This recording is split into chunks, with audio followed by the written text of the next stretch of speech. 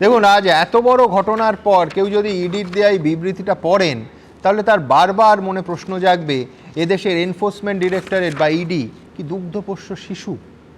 ইডির বিবৃতি আজ বলছে যে সার্চ প্রিমিসেসের মধ্যে একটা সার্চ প্রিমিসেস নয়, দুটো তল্লাশি স্থল থেকে মুখ্যমন্ত্রী কি এভিডেন্স অর্থাৎ মূল প্রমাণগুলো, সব থেকে গুরুত্বপূর্ণ নথিপত্রগুলো নিয়ে নাকি বেরিয়ে গেছেন।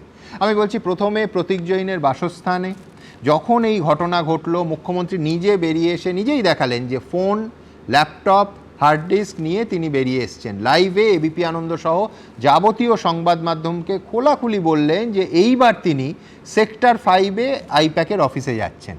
তখনও কিন্তু কেন্দ্রীয় সংস্থা সতর্ক হলো না। মুখ্যমন্ত্রী লাউডন স্ট্রিট থেকে সল্টলেক সেক্টর 5-এ গেলেন। সেখানে গিয়ে আবার ইডিরই ভাষায় ফোর্সিভলি, বলপূর্বক নানাবিধ ফিজিক্যাল ডকুমেন্ট, আমি ইডিকে কোট করছি, এবং ইলেকট্রনিক এভিডেন্স নিয়ে চলে গেলেন।